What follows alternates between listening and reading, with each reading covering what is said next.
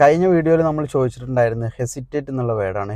Hesitate എന്ന് പറഞ്ഞു കഴിഞ്ഞാൽ നമുക്ക് പലപ്പോഴും അനുഭവപ്പെടാറുള്ളൊരു പ്രശ്നമാണ്.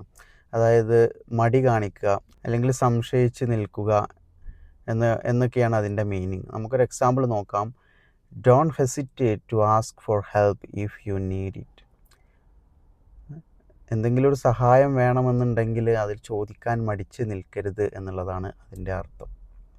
ഇപ്പോൾ നമുക്കൊരാളിരുന്ന് നമുക്ക് പൈസ കടം ചോദിക്കണം, ആ ഒരു സമയത്ത് നമുക്ക് ഒരു ഹെസിറ്റേറ്റ് ഫീൽ ചെയ്യാറുണ്ട്. നമുക്കൊരു ഡൗട്ട്, അല്ല ചോദിക്കണോ വേണ്ടേ, ചോദിച്ചു കഴിഞ്ഞാൽ അവരെന്ത് വിചാരിക്കും എന്നുള്ള രീതിയിൽ നമുക്ക് തോന്നാറുണ്ട്. അതാണ് ഹെസിറ്റേറ്റ് എന്ന് പറഞ്ഞു കഴിഞ്ഞാൽ. ഇന്ന് നമ്മൾ ഡിസ്കസ് ചെയ്യാൻ പോകുന്ന വേർഡ് അലോക്കേറ്റ്.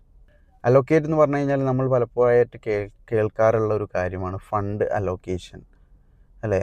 ഫണ്ട് വകയിരുത്തുക, അതുതന്നെയാണ് അതിൻ്റെ മീനിങ് എന്ന് പറയുന്നത്. വകയിരുത്തുക, വിഹിതം വെക്കുക എന്നൊക്കെയാണ് അതിൻ്റെ അലോക്കേറ്റ് എന്ന് പറഞ്ഞാൽ അതിൻ്റെ മീനിങ്. നമുക്കൊരു എക്സാമ്പിൾ നോക്കാം. The committee will allocate the fund for the new project. പുതിയ പ്രോജക്റ്റിന് വേണ്ടിയിട്ടുള്ള ഫണ്ട് വിഹിതം വെക്കുന്നത് കമ്മിറ്റി ആയിരിക്കും. ഇന്നത്തെ ക്വസ്റ്റ്യൻ ഇതാണ്, ഡിമിനിഷ്. അതിൻ്റെ അർത്ഥം അറിയുന്നവർ കമൻറ്റ് ചെയ്യുക. ഓക്കെ.